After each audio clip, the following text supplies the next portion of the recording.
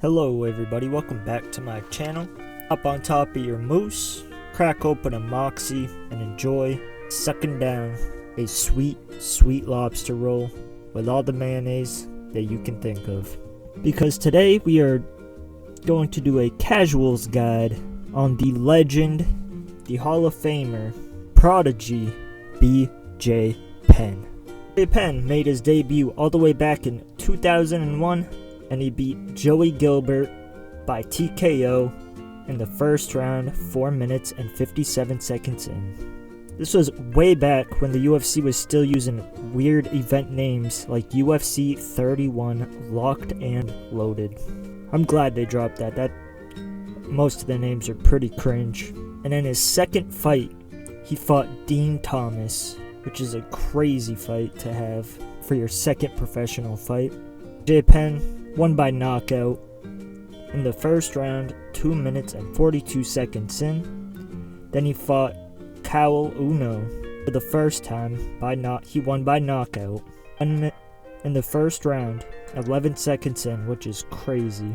Then he took his first professional loss against Jens Pulver. He lost by a majority decision during UFC 35 Throwdown. That was his first 5-round fight.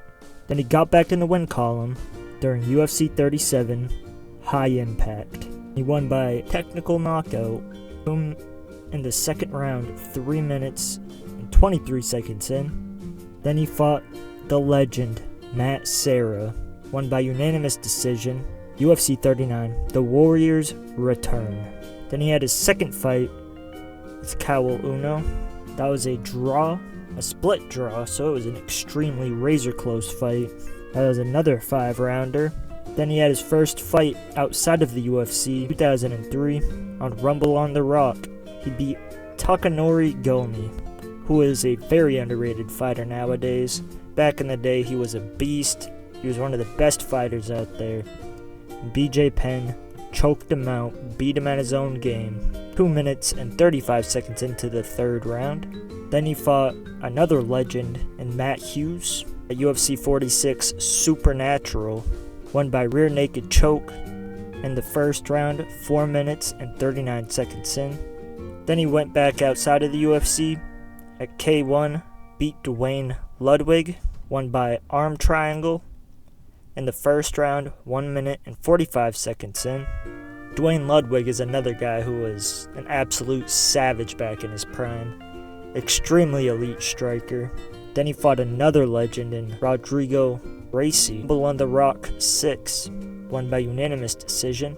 Then he fought another legend in Lyoto Machida, which is crazy. At K1, won by unanimous decision.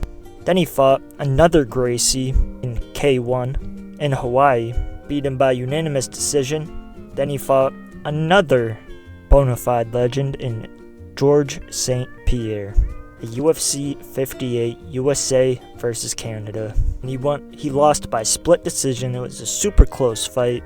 Really gave GSP a run for his money. Then the UFC was like, yeah, let's stop with these cringy names. This is horrible. Until next year.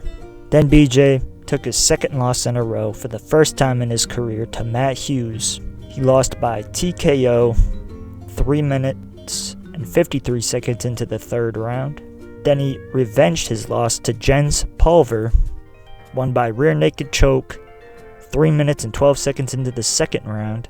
Then he fought Joe Daddy Stevenson at UFC 80 Rapid Fire.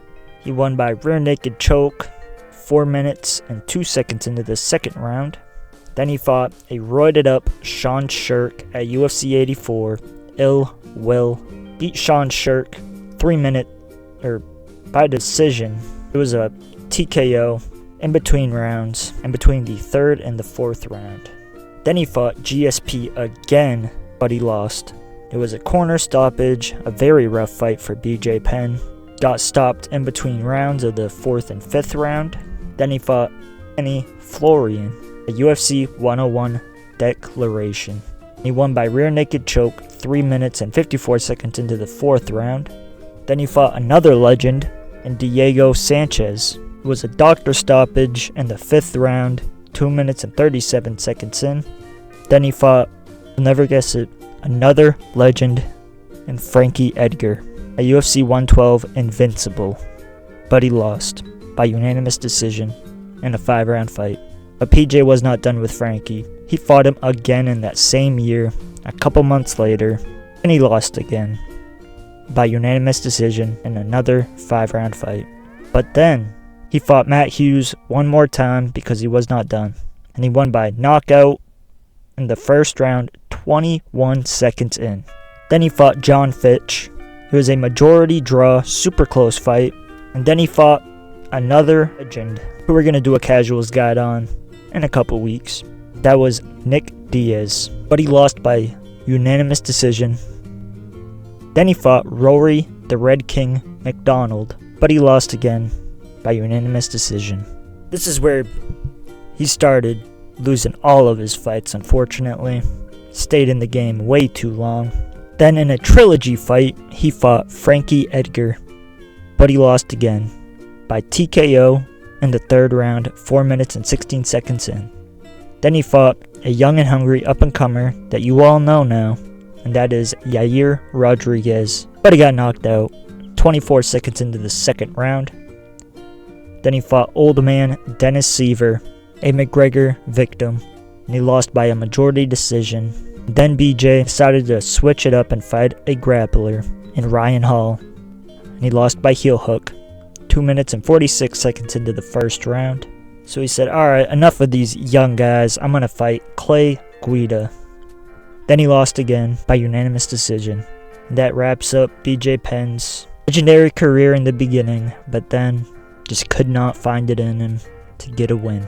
He ended his career with 16 wins, 14 losses, 7 knockouts, 6 submissions, and 3 decision wins, 2 draws, and his 14 losses have been 4 by knockout, 1 by submission, and 9 decision losses. BJ Penn fought at a very varied weight class. He ended up fighting all the way up to middleweight.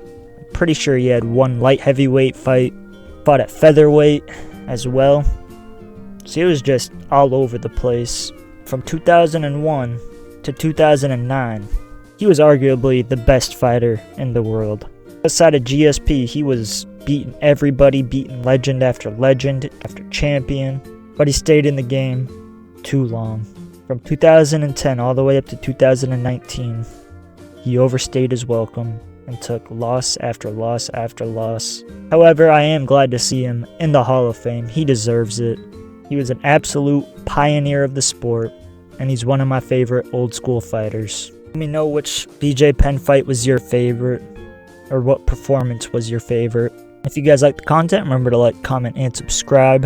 And I hope you have a great week.